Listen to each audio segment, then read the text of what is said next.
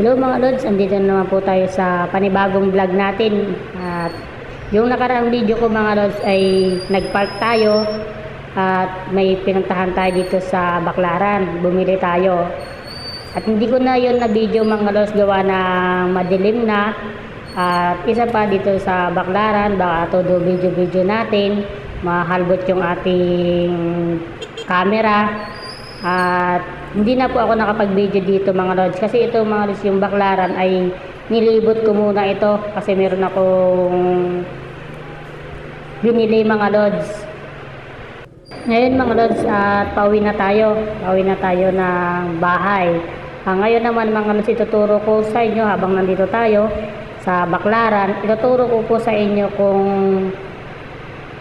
saan po ang shortcut pag galing po kayo ng Baclaran na papuntang Zapote, na ilang minutes lang po nasa Zapote na kayo ng Las Piñas.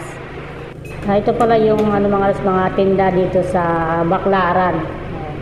Ngayon naman mga Lods ay palabas na tayo ng highway at hindi na tayo mag-i-edge sa mga Lods sa na ang daan natin sa Bulungan, sa ng Parañaque mga Lods ang daan natin.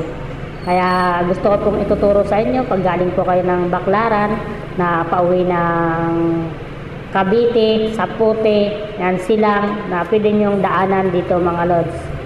At palabas po tayo ng highway. At marami pa rin mga paninda dito mga Lods at marami rin mga namimili kahit gabi na dito. At sundan nyo lang aking video, panoorin nyo lang aking video mga Lods, tapusin nyo lang para masundan nyo kung saan ang shortcut pag galing kayo dito sa Baclaran, pauwi na Cavite, Zapote, Las Piñas. Yan, tuturo ko sa inyo mga Lods ang pwede nyong daanan na shortcut na palabas ng Zapote. Yan, bababayin natin ito mga Lods papuntang highway. Para pag bago kayo pumunta dito sa Baclaran mga Lods, alam niyo yung daan kung saan ang pwede yung daanan. Tapos dito mga Lods, kakaliwa na tayo dito. Kasi yung pag nagkanan tayo doon mga Lods pa ng EDSA. Kaya ang ginawa natin dito ang daan natin mga Lods sa na Parañaque. Ayan, marami pang mga paninda dito mga Lods. Ganito pag gabi dito mga Lods sa Baclaran, maraming mga paninda. At marami ring mga namimili dito mga Lods, maraming bumibili kahit gabi na dito. Parang lang dito mga Lods, parang umaga lang dito sa Baclaran. Mas marami kasing mga namimili pag gabi mga Lods, gawa ng maraming mga nakadisplay na mga paninda. Ito mga Lods, palabas ng Parañaque, medyo traffic lang dito mga Lods, pero pag nalampasan nyo na yung stoplight yan, dire-diretso na to, wala na tong traffic papunta ng Parañaque mga Lods.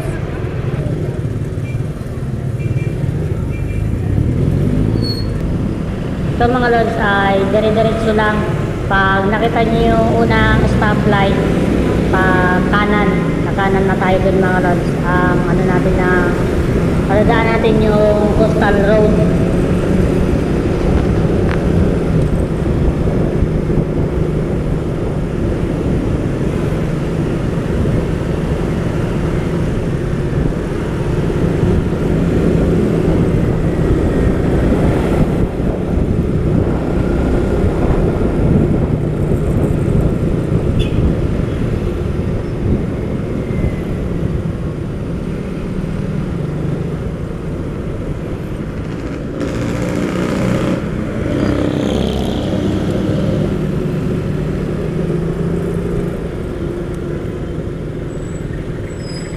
Mga Lods, pag nakita niyo yung unang stoplight, kakanan na tayo dito. Pag galing kayo ng Baclaran, kakanan tayo dito mga Lods, kanan. Yan, makita niyo yung stoplight mga Lods, kakanan tayo dito. Kanan tayo dyan.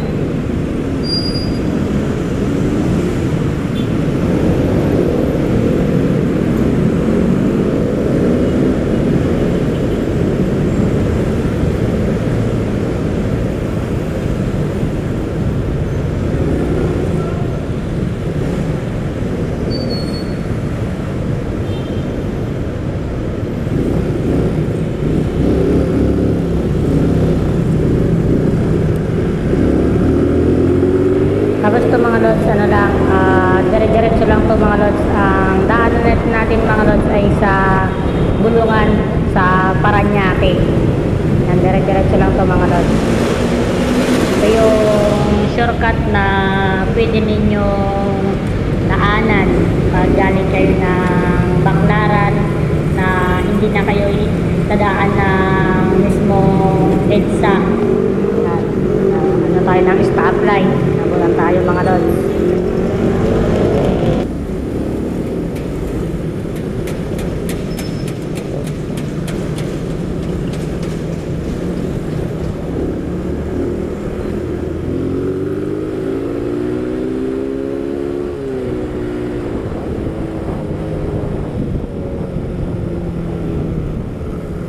Tapos dito mga lods, yung makikita nyo yung stoplight. Ano tayo dyan mga lods? Kakaliwa na tayo. Yan, kaliwa. Kakaliwa tayo dyan mga lods. Yan, saktong ano ng stoplight. Naka-go. Yan, kakaliwa tayo dito mga lods. Papapansin nyo mga lods pag ano, ayan yung ano ng PTX. Yan, PTX yan mga lods, yung malaking building na yan, may ilaw. PTX yan mga lods. Ito yung sakayan na paano na probinsya. Andyan yung mga bus na pauwi ng mga probinsya. Alam ko mga ano dito mga lods, mga papuntang Bicol, Davao. Alam ko meron dito mga lods na bus na papuntang probinsya. At dito sa PTX mga lods, ito yata yung ano, ito yung pinaka-terminal. Pag galing kayo ng probinsya, dito kayo, pwede kayong buwaba dito sa PTX. Ayan, yung malaking building na yan mga lods. Babaybayin lang natin ito mga lods. Punta na tayo na Bulungan sa Parañaque. Yun yung shortcut na pwede ninyong daanan pag galing kayo ng Baclaran, MOA. Yan, magkakalapit lang ito mga lods. Yung mga first time na magmotor na gustong pumunta ng MOA, Baclaran, yan, ito yung pwede ninyong daanan mga lods. Ganun din mga lods pag pauwi kayo. Yan, sundan nyo lang aking video mga lods. Tapusin nyo lang aking video para malaman nyo kung saan ang shortcut na pwede nyong daanan. Na pwede nyong daanan pag papunta kayo ng Baclaran or uwi kayo ng Zapote mga lods. Na mapapansin nyo mga lods, ito yon. Ayan, yung pinaka ano na yan. Dire-diretso lang mga lods. Dire-diretso lang to. Ang labas natin nito mga lods ay yung tulay. Aakyat tayo sa tulay, tapos ano tayo sa ilalim ng Bulungan mga lods. Nandito mga lods, dati napakadelikado dumaan dito, pero ngayon hindi naman nagawa ng maraming mga kapwa motorista rin nating dumadaan dito. Kaya dati talaga kasi dito mga lods, kasi ito ay talahib. Ayan, itong area na to mga lods, talahib. Kaya mahirap dati dumaan dito. Ngayon medyo okay na dumaan dito mga lods, kasi marami kayong makakasabay na mga motorista. At sa kabila rin mga lods, yung pagdating nyo dyan sa ano ng ilalim ng tulay, nandyan din yung ano na stasyon ng mga kapulisan natin mga lods. Kaya hindi po nakakatakot na dumaan po dito. Kasi lagi akong dumadaan dito mga lods pag galing ako ng Baclaran, Pasay. Pag galing ako dito mga lods, dito lagi ang daan ko. Kaysa umikot pa ako ng Naiya, dito na ako dumadaan mga lods. Tapos paano na tayo dyan mga lods, paakyat tayo ng tulay. Dito tayo mga lods sa taas, huwag kayong dadaan dyan sa baba, kasi pag dumaan kayo dyan mga lods, babalik lang rin kayo, paikot lang rin yan mga lods. Kaya ang daanan din dito, yan. Mapapansin nyo mga lods, ito yung ano ng Cavitex. Yan. Nandito lang tayo sa gilid ng Cavitex mga lods. Ayan o, Cavitex yan mga lods. Yan, nakikita nyo yung mga sasakyan. Cavitex yan mga lods. Kaya dito ang daan natin. Tapos pag ano nyo dito mga, pagbaba nyo ng tulay, mag-U-turn lang kayo dyan. Mag-U-turn lang kayo dyan mga lods. Ayan, U-turn tayo dito. U-turn. Ayan, mag-U-turn tayo. Maraming mga dumadaan dito mga lods na kapwa riders natin. Lalo mga mga lalamove, angkas. Yan, maraming dumadaan dito. Ayan, mapansin nyo mga lods, ano na tayo ng... Ayan, makikita nyo yung mga lods, yan yung yung bulungan dito sa Parañaque. Ito po yung bulungan sa Parañaque. Yan po yung pinakapalingki po nila. Tapos mga lods, dito na tayo sa ilalim ng tulay. Pag sa ilalim ng tulay mga lods, ano tayo dito? Kakanan tayo, kakanan. Kanan tayo dito mga lods. Ayan. Sa ilalim tayo ng tulay dumaan mga lods. Kanina nasa ibaba tayo, ngayon nasa ilalim na. Tapos dito, kakanan tayo dito. Marami kang magiging kasabay na kapwa riders natin mga lods. Kasi yung mga galing ng Pasay, dito na dumadaan mga lods. Dito sa bulungan sa Parañaque. Kasi pag dumaan ka dito sa bulungan sa Parañaque mga lods, paggaling ka ng Pasay to Zapote, 15 minutes lang mga lods, nasa Zapote ka na. 15 minutes, 20 minutes, ganyan lang po ka tagal yung biyahe. Hindi katulad pag dumaan ka sa Naiya, sa Naiya mga lods, talagang abutin ka doon at sobrang traffic pa. Kaya ito mga lods, dire-diretso lang. Dito ng mga lods sa bulungan sa Parañaque, hindi naman nakakatakot dumaan dito. Gawa na marami kang magiging kasabay na kapwa riders natin.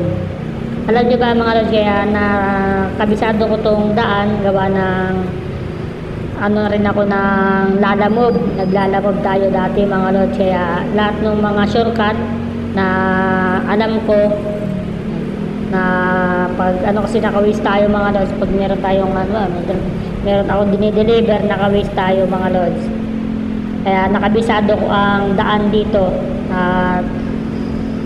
At isa pa mga lods, okay na pala yung daan dito, dire-diretso na lang to mga lods. Kasi pag yung hindi pa ayos, kakaliwa pa tayo dyan, madadaanan pa natin yung mall. Ngayon mga lods, hindi na tayo dadaan dyan, gawa ng okay na yung daan dito sa bulungan sa Parañaque. Hindi na tayo mag-ano ng SM. May SM kasi dyan mga lods dyan sa ng Parañaque, may SM dyan. Ngayon di na tayo dyan mga lods, dire-diretso na lang yan mga lods. Kasi pag dumaan ka dito, bilis ng pag galing ka ng Pasay, ang bilis bang 15 minutes, 20 minutes, nasa Zapote na kayo mga lods.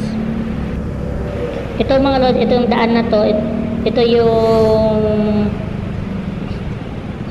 tabi lang ng Cavitex mga lods. Dire-diretso lang to mga lods.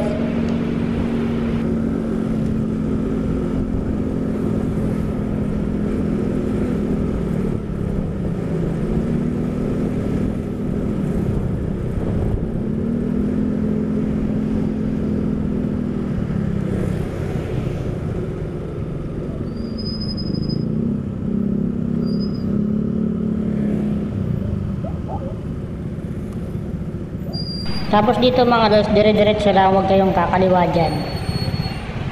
O kaliwa or kanan. Kasi yan, yung pakanan yan mga lods, yan? Paano ng Cavitex, tollgate Cavitex yan mga lods. Tapos dyan naman sa kaliwa na yan mga lods, yan yung sa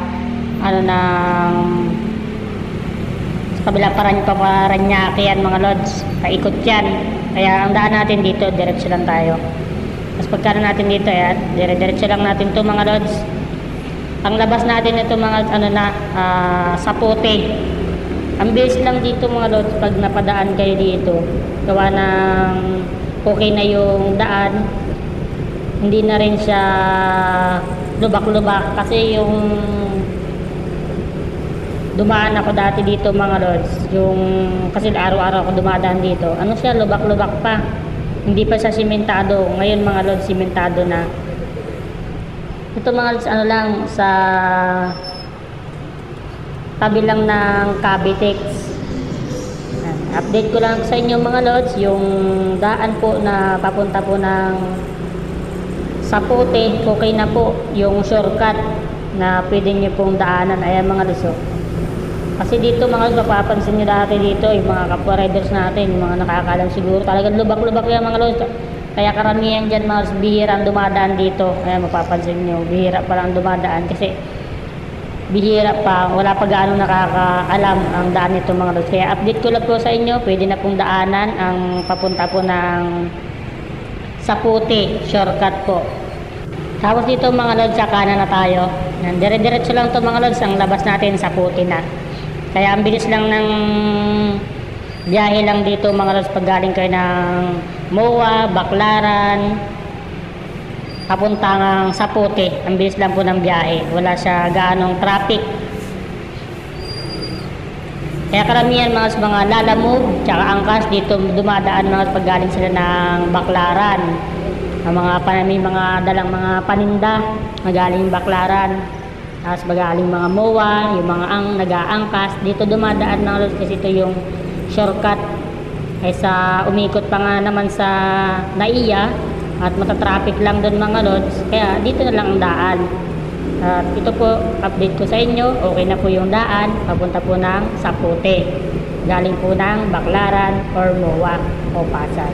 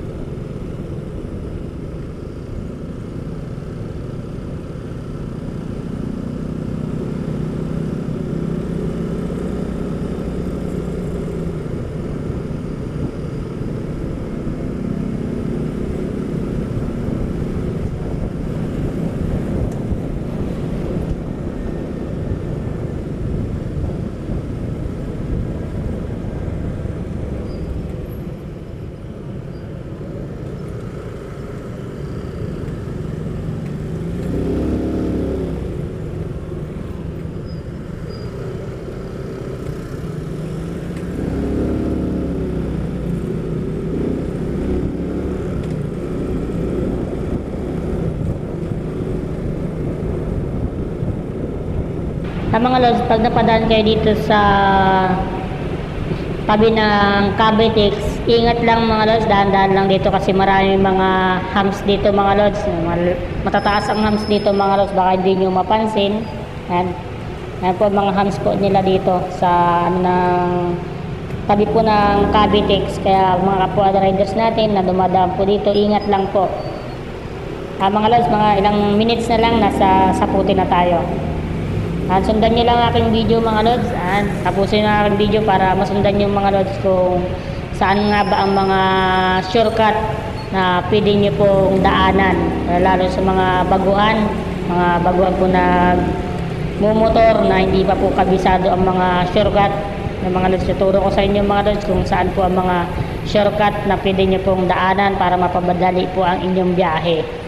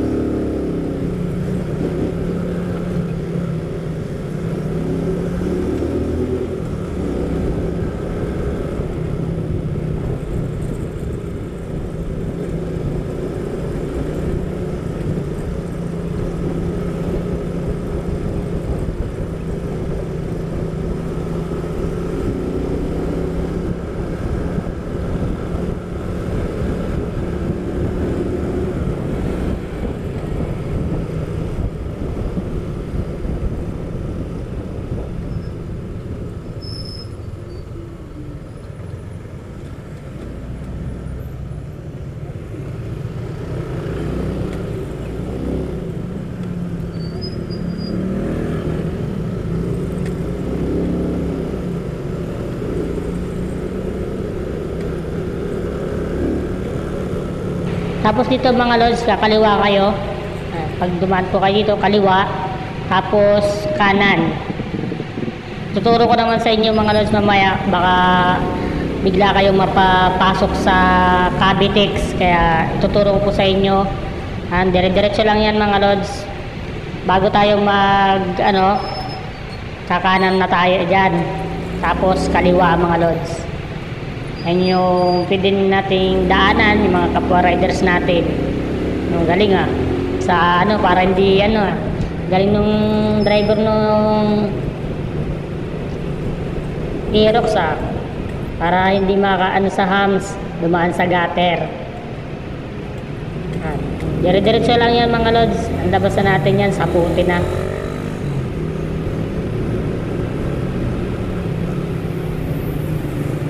Tapos dito mga lods, pagkano nyo mga lods dito, kakaliwa na kayo, kaliwa. Kaliwa kayo mga lods. Pagkano natin, kaliwa.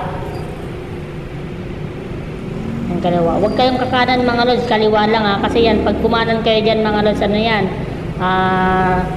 Cavitex yan. Baka mapunta kayo sa toll gate. Mahal ang bayad po dyan pag napapunta po kayo sa toll gate dyan sa ng Cavitex.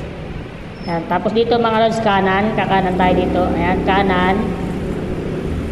Dire-diretso lang yan mga lods. Siguro mga 2 minutes. Nasa 2 minutes or 1 minute. Nasa Saputi na tayo mga lods. Kaya mabilis lang ang daan dito mga lods.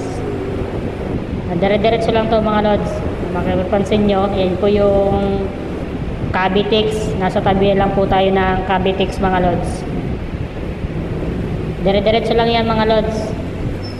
Ang mga kapwa riders natin, yung mga napapadaan dito, ingat lang mga lods. Gawa ng medyo madilim din dito sa papuntang Saputi. Yan, shortcut na pwede ninyong daanan mga lods. Baguhan pa lang po sa pagmumotor or baguhan pa lang po sa pagta-travel. Hindi pa po kabisado ang mga daan, mga shortcut. Ayan. Mga lods, sana nakatulong ako sa inyo mga lods kung sana pwede ninyong daanan pag galing kayo ng Saputi papuntang Baclaran or kaya Baclaran to Saputi. Dire-diretso lang yan mga lods. Ang labas na yan ay Saputi na. Kaysa naman kayo ikot sa mga lods, ikot kayo sa Naiya, lalo matatagal lang kayo. Dati kasi mga lods, yung hindi pa okay yung daan dito, napakatagal ang biyahe ko pag galing ako ng Saputi papuntang Baclaran. Iniikot ko pa, dumadaan pa ako sa SM Sukat. Idaan pa ako ng SM Sukat mga lods. Ngayon hindi na, gawa na may shortcut na pwedeng daanan. Pag nyo dito mga lods, mapapansin nyo, kanan kayo dito mga lods. Pag dahan-dahan lang kayo dito, gawa ng may dyan, may mga buhangin dyan mga lods sa gilid nyan. May mga napapadaan dito, may mga buhangin dyan mga lods. Kaya ingat lang mga kapwa riders natin. Tapos dito mga lods, kanan ay kaliwa. Kaliwa tayo dito mga lods. Yan, kakaliwa. Ilang minutes na lang mga lods, sa Saputi na tayo. Karamihan dito mga dumadaan, mapapansin nyo, mga lalamove, angkas ang dumadaan dito mga lods. At galing ng Pasay na nagtatrabaho sa Pasay mga lods. Dito na ang daan nila. Kasi napakabilis naman talaga ang daan dito mga lods. Kasi 15 minutes or 20 minutes nasa Saputi ka na pag galing ka ng Baclaran o galing ka ng Pasay. Mga lods, ito na po mga lods, ito na po yung Saputi. Yan ang Saputi mga lods. Ito na po yung Saputi. Ayan. Ito yung pwede nyo daanan. Pagkano nyo dyan mga lods, pag kumanan kayo dyan, paano to yan. Alam niyo yung paano ng tulay ng Las Piñas. Yan, dito pwede kayo dumaan dito mga lods. Pag papunta ka ng Las Piñas, tuturo ko naman sa inyo. Kasi makikita niyo yung arko ng Las Piñas mga lods. Yan. Ito po yung pwede nyong daanan mga lods na shortcut.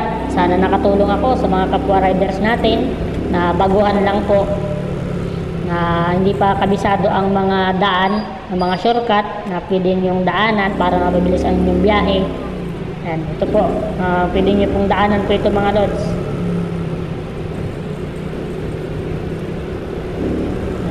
Pwede yung daan na to mga lods, yung mga kapwa riders natin.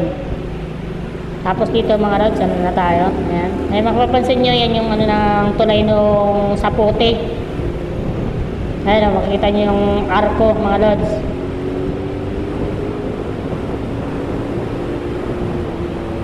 Tapos dito mga lods, meron tayong mapapansin niya U-turn. Mag-U-turn tayo dyan. Kasi yan mga lods, pag diniretso niya yan mga lods, yan yung ano rin, ano ng Cavite siya mga lods. Tapos dito mga lods, may U-turn tayo. Napakita ko sa inyo yung arko ng Las Piñas mga lods. Bilis lang ng biyahe natin mga lods. Kasi hindi na ako mag-aano dyan kasi ang ano ng mga lods, daan ko na kakanan na ako dyan. Kaya mga lods, mapapansin nyo yung arko ng Las Piñas. Ayan o, Las Piñas. Tapos dito mga lods, ano na hanggang dito na aking video mga lods. Nandito na tayo sa Sapote. Sana nagustuhan nyo po ang aking video at natuklasin ninyo kung saan ang daan na shortcut papunta po ng Baclaran. Hanggang dito na lang po ang aking video. Thank you so much. Thank you po sa lahat ng mga sumusuporta kay Kamotovlog Vlog. God bless po. Good evening everyone. Bye bye.